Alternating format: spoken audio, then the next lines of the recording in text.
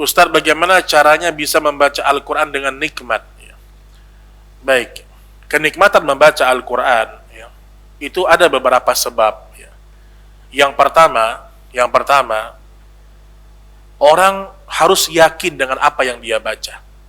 Yakin dia, ketika dia membaca misalnya, Dzalikal kitabu la raiba fih.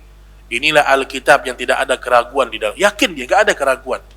Ketika dia membaca ayat masalah surga, dia yakin dengan surga itu.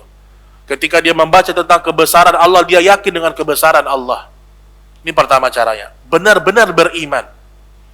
Kemudian yang kedua, pelajari cara membaca Al-Quran. Ini belajar tahsin, ini penting. Ya. Orang gimana pun mau khusyuk, tapi kalau dia bacanya salah, ini juga gak akan nikmat dia menikmati Al-Quran.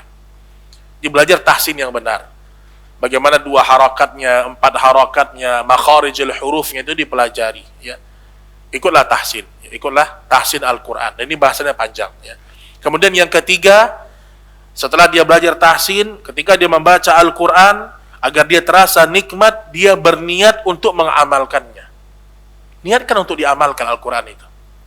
Kemudian yang terakhir, dia meniatkan membacanya karena Allah Subhanahu wa ta'ala. Orang kalau membaca Quran bukan karena Allah, cuma sekedar pengen baca, ini beda kenikmatannya. Makanya dulu ada salah seorang sahabat yang dia baca Quran sampai turun malaikat, bayangkan. Ngaji dia, malaikat turun, bayangin. Lihat Mus'ab bin Umair ketika dia berdakwah ke Madinah, tugas dia hanya ngaji depan orang. Ngaji depan orang-orang musyrikun. Dia ngaji orang masuk Islam. Karena keindahan bacaan yang dia bacakan. Karena bacaan yang datang dari hati yang ikhlas itu berbekas kepada orang-orang yang mendengarkan.